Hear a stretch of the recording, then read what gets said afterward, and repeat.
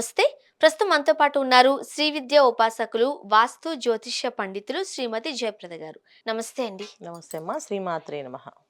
ఇంట్లో మంచి జరగాలన్నా, డబ్బులు నిలబడాలి అనన్నా, పిల్లలు బాగా చదువుకోవాలన్నా, మంచి ఆరోగ్యంగా ఉండాలన్నా, ఇలా రకరకాలుగా ఏది మంచిగా ఉండాలన్నా, ఇంట్లో వాస్తు చాలా ఇంపార్టెంట్ అని చెబుతూ ఉంటారు. అయితే ఈ మధ్య కాలంలో నేను ఒక ప్రశ్న విన్నాను. ఇప్పుడు బెడ్‌రూమ్‌లు అన్న తర్వాత బెడ్ ఉంటది ఖచ్చితంగా. మనం ఏవైతే బట్టలవి పెట్టుకుంటామో క్లాజెట్ ఉంటది. దాన్ని కొంతమంది బీరువాలో కూడా పెట్టుకుంటూ ఉంటారు. ఆ బీరువానికి ఒక అద్దం గూడా ఉంటది. ఎందుకనంటే మరి బెడ్‌రూమ్‌లోనే కదా మనం రెడీ అయ్యేది. ఇప్పుడన్నీ అటాచ్డ్ బాత్రూమ్స్. మనం అవునమ్మా. బయటికెళ్ళాల్సిన అవసరం కూడా లేదు. బెడ్‌రూమ్‌కి ఖచ్చితంగా అటాచ్డ్ బాత్రూమ్ ఉంటది. సో, అక్కడి నుంచి మనం బయటకొస్తాము. బెడ్‌రూమ్‌లోనే రెడీ అవుతాం. మరి అద్దం ఉండాలి గదా! అద్దం లేకుండా మనం ఎట్లా రెడీ అవుతాం? సో, నేను విన్నాను ఒకరి దగ్గర బెడ్‌రూమ్‌లో అద్దం ఉండడం అస్సలు మంచిది కాదు అని. అసలు బెడ్‌రూమ్‌లో అద్దం లేకుండా మనం ఏ ఇల్లన్నా చూస్తామా ఈ రోజుల్లో? అంటే ఇక్కడ ఎందుకు చెప్పారంటే, ఇప్పుడు అందరికి అపార్ట్మెంట్స్ వచ్చాయి కదమ్మా! హ్మ్. అపార్ట్మెంట్స్ వచ్చినప్పటికి బెడ్‌రూమ్ అన్నప్పటికి చాలా చిన్నదయిపోతుంది. ఒక రూమ్‌లో ఒక బెడ్డు అంటే ఒక కాట్ పట్టిన తర్వాత ఒక బీరువా తప్ప ఇంకేం పట్టట్లేదు. కానీ డ్రెస్సింగ్ టేబుల్ గానీ, లేదా అద్దం గానీ పెట్టాలి అంటే దానికి సెపరేట్‌గా ప్లేస్ కావాలి. దాన్ని జనరల్‌గా ఏం చేస్తున్నారు వీళ్ళు ఆహ్, ఆ బెడ్ పక్కనే అద్దం పెట్టేస్తున్నారు. హ్మ్. ఎందుకంటే అద్దం ఇప్పుడు మనకి సౌత్ వాల్‌కి పెట్టారు. నార్త్ చూస్తున్నట్టుగా. అప్పుడు ఖచ్చితంగా మంచం మీద మనం పడుకున్నప్పుడు మన మంచం మీద ఆ అద్దంలో మనం కనిపిస్తాం. హ్మ్. అలా మనం అద్దంలో కనపడకూడదు. కనబడకూడదా? కనబడకూడదు. దానివల్ల కాస్తంత భార్యాభర్తల మధ్యలో సమస్యలనేది పెరుగుతాయి. అది. ఓహ్! సో, మనఃకారక స్వభావం అనమాట. అంటే మన ఏదైతే చంద్రుడు యొక్క ప్రభావం ఉంటుందో అది అద్దం అంటాం. హుహుహు. సో, మనఃకారకుడు అంటే మనసు ప్రశాంతంగా ఉండాలి అంటే అద్దాన్ని చూడకూడదు. అంటే ఏ వేళ పడితే ఆ వేళల్లో బెడ్‌కి అపోజిట్‌లో ఆ రిఫ్లెక్షన్ ఉండొద్దు. ఉండొద్దు. మిర్రర్ ఉండొద్దు. అపోజిటే కాదు. బెడ్‌లో మనం కూర్చున్నాం అంటే అద్దంలో మనం కనపడకూడదు. మంచము, అద్దం 2 కనిపించకూడదు. ఓకే. అలా లేకుండా ఉంటే పర్వాలేదా? పర్వాలేదు. కానీ అలా లేకుండా ఎలా ఉంటుంది మీకు? ఖచ్చితంగా అవకాశం ఉండదు జనరల్‌గా. ఎందుకంటే తూర్పుకి గాని, దక్షిణానికి గాని వేస్తారు మంచాన్ని. హ్మ్. దక్షిణ దిక్కున తల పెట్టుకుంటాం. లేదా తూర్పు దిక్కున పెట్టుకుంటాం. తూర్పు దిక్కు పెట్టుకున్నప్పుడు తూర్పు పక్కన అద్దం పెడితే అది ఏం చేస్తుంది? పడమర పెరిగినట్టు చూపిస్తది అద్దం. అలా పడమర పెరిగినట్టు చూపిస్తే అది మనకి దోషం. So, okay. దక్షిణం వైపు పెట్టుకోవడానికి బీరువా ఉంటుంది. సో, బీరువాకి ఖచ్చితంగా ఆ అద్దం పెట్టారంటే అది మంచంలో కనిపిస్తది పడుకున్నప్పుడు. కరెక్టే. అందుకని ఆ సౌలభ్యం లేదు గనక పెట్టుకోవద్దన్నారు. ఒకవేళ మీరు పెట్టుకోవాలనుకుంటే దక్షిణం వాళ్ళకి పెట్టుకోవచ్చు. మంచం తగలకుండా, మంచం కనబడకుండా ఉండాలి అద్దం. హుహుహు. సో, అప్పుడేం జేయాలి? అద్దం ఒక సైజ్ తగ్గించాలి. జనరల్‌గా ఏం చేస్తాం మనం నిలువు అద్దాలు పెడుతున్నాం.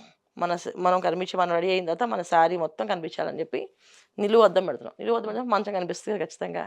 అలా మంచం కనిపించినప్పుడు భార్యాభర్తల మధ్య సమస్యలనేది మొదలవుతాయి. మానసిక సంఘర్షణ అనేది ఇద్దరికీ ప్రారంభమవుతాయి. అనుమానమో, బాధో ఏదో ఒకటి ప్రాబ్లమ్స్ హ్మ్. స్టార్ట్ అవుతాయి. అందుకని అద్దం వద్దన్నది. సో, ఒక అద్దం పెట్టాలి అంటే హాఫ్ పెట్టుకోవాలి అద్దం. ఒకవేళ పెడితే మంచం తగలకుండా, మంచం కనపడకుండా ఉండేటట్టు పెట్టుకోవాలి.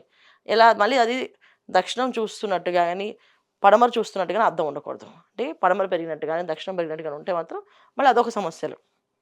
ఇప్పుడు హుహు. అద్దంలో మనం చూసేవేంటి అది ఇంకా పెద్దగా కనిపిస్తది. ఇంకా పెద్ద తోవుందేమో అనిపిస్తది. అలా కాదు అవును. కదా! అది దక్షిణము ఖచ్చితంగా కనిపించకూడదు. ఎందుకు? ఎందుకు గల కారణాలేంటి? కనిపించదు అనడానికి? దక్షిణానికి ఉండేది యమధర్మరాజు. పడమరకుండేది రాక్షసులు. హ్మ్. సో, రాక్షసులు మనం చూడం గదా! అలాగే దక్షిణాన యమధర్మరాజుని చూడం గదా మనం. అందుకని. ఓకే. సో, అద్దంలో చూస్తున్నాము, రెడీ అవుతున్నాము అనేదేంటంటే, అది ఉత్తరాన చూస్తూ ఉంటే కుబేర స్థానం. సో, కుబేరుడు మనం చూస్తున్నట్టు అద్దం. హుహు. సో, అద్దం ఉందనుకోండి, ఇది ఉత్తరాన పెరిగింది. ఉత్తరం చూస్తుంది. మనం ఇక్కడ రెడీ అవుతున్నాం. ఇక్కడి నుంచి ఆయన చూసేది ఎవరు మనని? ఈ అద్దంలో ఎవరు కనిపిస్తారో మనం కనిపిస్తాం. హ్మ్. మనకెవరు ఆస్వాదిస్తున్నారు? కుబేరుడు ఆస్వాదిస్తాడు. ఇలా పెట్టాం. పడమరవి. తూర్పు ముఖం చూస్తున్నాం అనుకో, ఈశ్వరుడు అనుగ్రహం. ఐశ్వర్యం వస్తుంది. హ్మ్. తర్వాత కళాకాంతి వస్తుంది మొహంలో. అందుకని తూర్పుకి చూస్తూ ఉండాలి. ఈ కాకుండా వేరే ప్లేస్ ఎక్కడ పెట్టినా అది మనకి దోషం కిందొస్తది. ఇప్పుడు అపార్ట్‌మెంట్ కల్చర్‌లో అద్దం ఇక్కడుండొద్దు, అక్కడుండొద్దు అని చెప్తే ఎట్లా సాధ్యం అవుతది?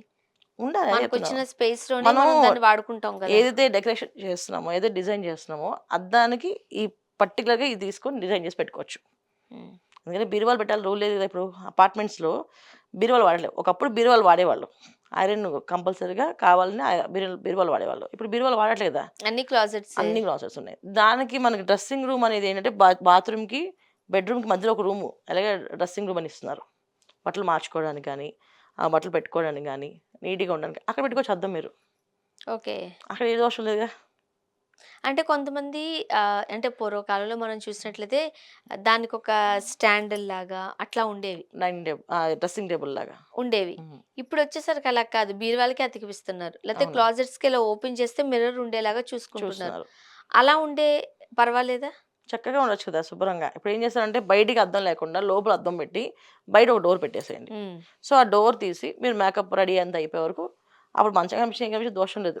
కనిపించితే మళ్ళీ దాన్ని మూసి పెడుతున్నారు. ఓకే. 24 అవర్స్‌లో ఏదో ఒక 1 అవర్ తీస్తున్నారు. దానివల్ల మీకు నష్టం రాదు. హుహు. 24 అవర్స్ తీసి పెట్టి ఒక 1 అవర్ మూస్తా ఉంటే మాత్రం ఖచ్చితంగా నష్టం ఉంటుంది. ఓకే. అంటే ముఖ్యంగా ఎలాంటి కష్టాలు చూస్తారు?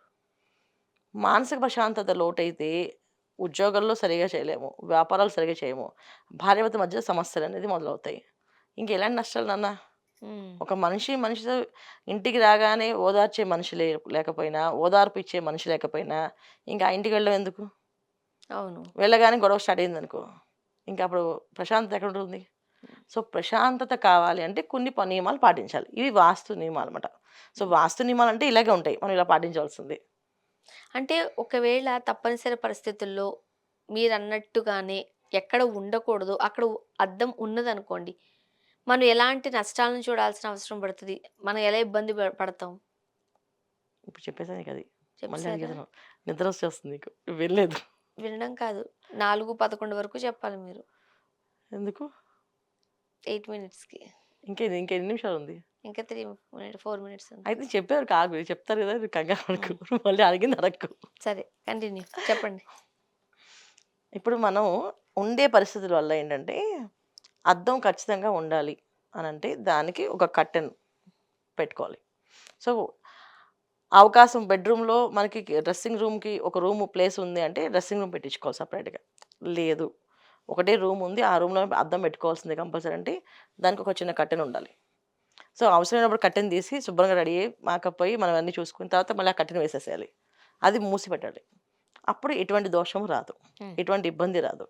ఎందుకంటే మన జీవితంలో ప్రతీదీ ఒక పార్ట్ ఏంటంటే భార్యాభర్తలు ఇద్దరు కలిసి పనిచేయాల్సిన బాధ్యత ఇప్పుడు. సో, ఇద్దరు బయటికి వెళ్ళాల్సిందే. ఇద్దరు రెడీ అవ్వాల్సిందే. సో, ఖచ్చితంగా అర్థం కావాలి. వీళ్ళెళ్ళే ప్రాసెస్‌లో దాన్ని వదిలేసి ఎళ్ళకూడదు. దాన్ని కర్టెన్ ఏసేసి ఎళ్ళాలి రెడీ అయిపోయి. ఓహో! అది వేసి వెళ్తే ఇంటికి ప్రశాంతంగా ఇంటికి సాయంత్రం ఇద్దరు కూడా అలసట లేకుండా ప్రశాంతంగా మాట్లాడుకుంటారు. అది తీసి పెట్టి వెళ్తే మాత్రం ఖచ్చితంగా వీళ్ళు సాయంత్రం రాగానే గొడవలుంటాయి. హుహుహు. ఖచ్చితంగా గొడవవుతది. సో, అందుకని అద్దాన్ని చాలా జాగ్రత్తగా, బాధ్యతగా చూసుకుంటే మన జీవితం చాలా అందంగా మారుతుంది. అంటే అద్దాల్లో కూడా ఏమైనా రకాలున్నాయా? అదేం లేదు. ఓకే. అద్దం చాలు. అంటే సాధారణంగా కొంతమంది ఈ ఫ్యాషనబుల్‌గా ఉండే అద్దాలను అమరుస్తూ ఉంటారు. హ్మ్. ఇదేం డ్రెస్సింగ్ మిర్రర్ కాదు. జస్ట్ చూసుకోవడానికి అలా పెట్టాం అంతే. ఇలా రకరకాల రీజన్స్ చెప్తూ ఉంటారు. వాస్తు కోసమే పెడతారు కొంతమంది. అవును. నైరుతి దోషాలున్న వాళ్ళు కొంతమంది ఏంటే వాళ్ళకి కొంచెం ఉత్తరం పెరగాలని, లేపోతే తూర్పు పెరగాలని చెప్పి పెడుతుంటారు అద్దాలు. హ్మ్. వాటికి దోషం ఉండదు. అవి చిన్న అద్దం పెడతాం. అవును. చిన్న చిన్న అద్దాలు. అంటే జస్ట్ ఆ అద్దంలో ఆ లొకేషన్ కనిపిస్తుంది మనకంతే. అది పెద్దగా కనిపిస్తుంది అంతే దానికోసం. దానికి అవసరం లేదు. హ్మ్. మనం చూసుకోవడానికి మాత్రం చెప్పేది నేనిప్పుడు. ఇంతకుముందు ఓన్లీ మొఖం చూసుకోవడానికి మాత్రమే అద్దాలుండేవి. అవే డిఫరెంట్ డిఫరెంట్ సైజెస్‌లో ఉండేవి. అవును. చిన్న అద్దం నుండి స్టార్ట్ అయ్యి ఒక ఇంత అద్దం వరకు ఉండేది. ఉండేది. ఇప్పుడు అలా కాదు. మొత్తం మనం పైనుంచి కింద వరకు మనం నిలువెత్తు రెడీ అద్దం. ఆ! అయ్యింది కనిపించాలి మనకి. మనకు నిలువుట అద్దాలు కావాలిప్పుడు. దానివల్లే ఈ దోషాలు కూడా పెరిగాయి. దానివల్లే భార్యాభర్తల సమస్యలు కూడా పెరిగాయి. దానివల్లే గొడవలు కూడా మొదలవుతున్నాయి. ఓకే. అలా అని చెప్పి మనం అందాన్నయితే చూసుకోకుండా ఉండలేం గదా! చూసుకోవాలి. అందుకే చెప్తున్నానా ఒక డోర్ పెట్టుకోవడం, లేకపోతే ఒక కర్టెన్ వేసుకోవడమో ఖచ్చితంగా పాటిస్తే 100% పెట్టుకోవచ్చు. సాధారణంగా అద్దం ఎక్కడుండాలంటారు ఇంట్లో? ఎక్కడ ఉండాలి? ఎక్కడ ఉండాలి? సౌత్ వాల్‌కుండాలి. బెడ్‌రూమ్‌లో అయినా సరే. హ్మ్. ఓకే. సౌత్ వాల్‌కుండాలి. నార్త్‌ని పెరిగినట్టు చూపించాలి. సో, నార్త్ కుబేర స్థానం గనుక కుబేరుడు చూస్తున్నట్టు. కుబేరుడు ఎప్పుడైతే చూస్తాడో ఇంటికి ధనము, ఐశ్వర్యం వస్తుందనమాట. ఓకే. అట్లా. కాబట్టి అద్దం ఎక్కడుండాలో అక్కడే ఉండాలి. ఖచ్చితంగా. లేదు అలా కాని పరిస్థితుల్లో అద్దాన్ని మూసివేసి ఉంచాలి. మూసివేసి ఉంచాలి. అప్పుడు ఎలాంటి ఇబ్బందులు ఉండవు. ఎలాంటి ఇబ్బంది ఉండదు.